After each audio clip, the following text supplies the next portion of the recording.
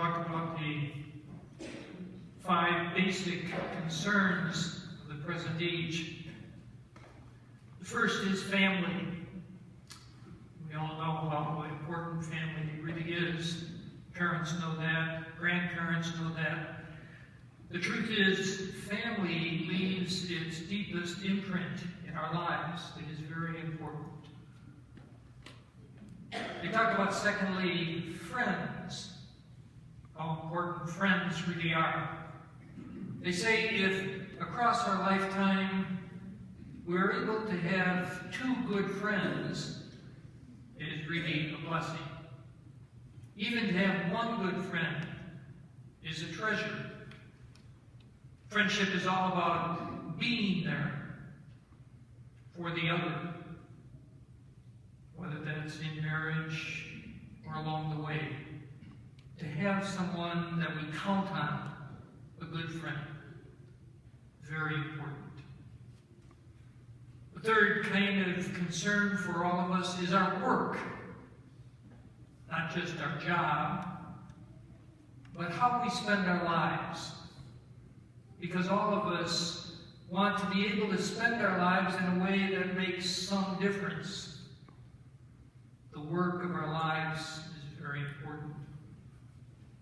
A fourth major concern for all of us is our health. Parents know this with their young children. They want them to be healthy.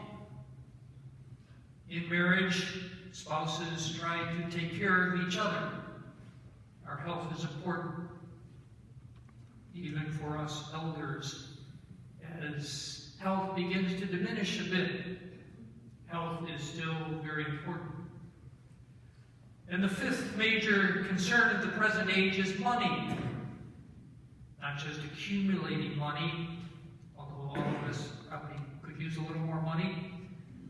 But money is really the instrument to protect everything else. The 5 major concerns of the present age.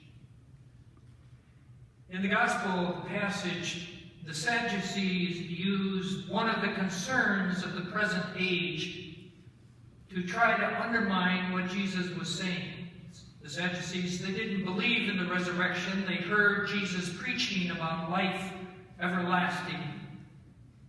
They use this example of in marriage, when someone marries and he dies childless, the law says that the brother is to marry the woman, because children were very important in the present age. Offspring, progeny. It meant the future for the clan. It meant their protection. It meant their strength. And so they used that concern in the present age and put out the example. So there were 7 brothers, and each one of them had to marry the widow, because each time the widow was childless. And when the widow finally dies, in the age to come, whose wife shall he be? They didn't get it. They didn't really understand what Jesus was talking about in the age to come. The age to come wasn't simply the end time, when the resurrection for all of us will be the fruitfulness of our lives.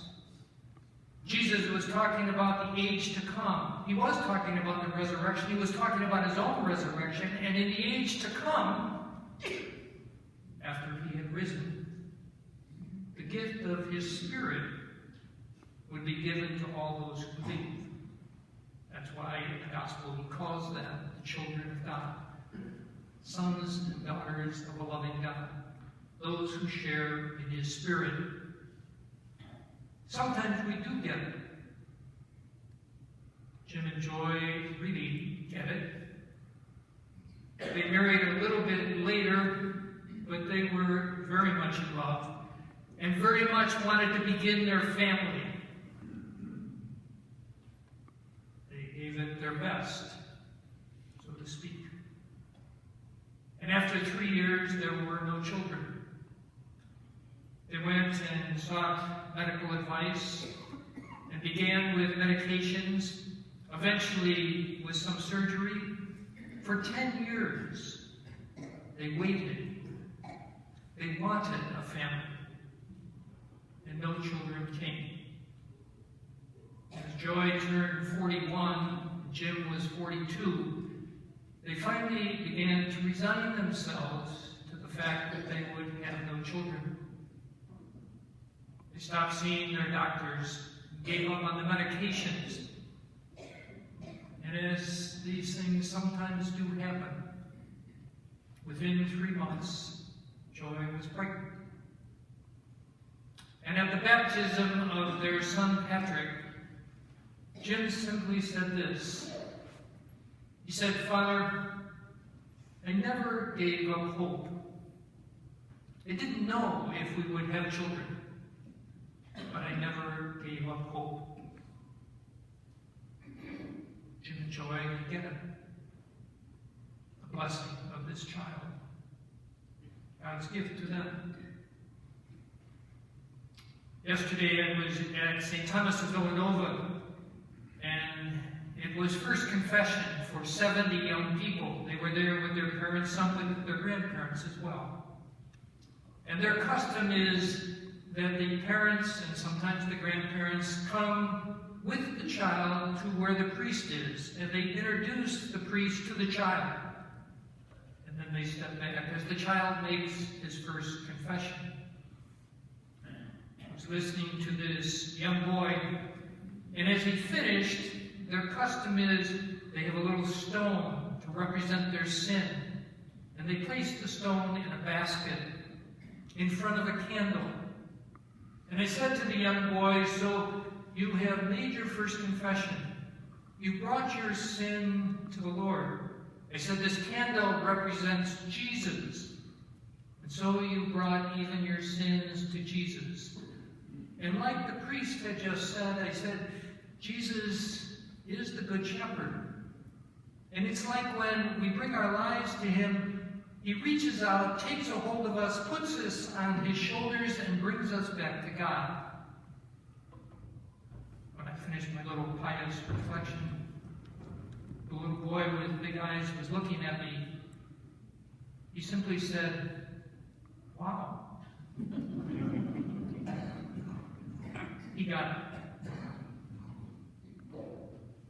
God's great desire that we live in His Spirit, the Spirit of God's love. The Spirit of God's love that has promised us a life that never ends, even after death. Those who believe in the Son will rise to live in God's love, God's great desire for each of us. It's the blessing of the age to come, in which we now live, not only in some future time, but even now, to be alive in God's Spirit. That is God's desire. And sometimes we get it. We come here to the altar of the Lord. We open our hearts to God's great love so that we might be alive in His Spirit. Wow.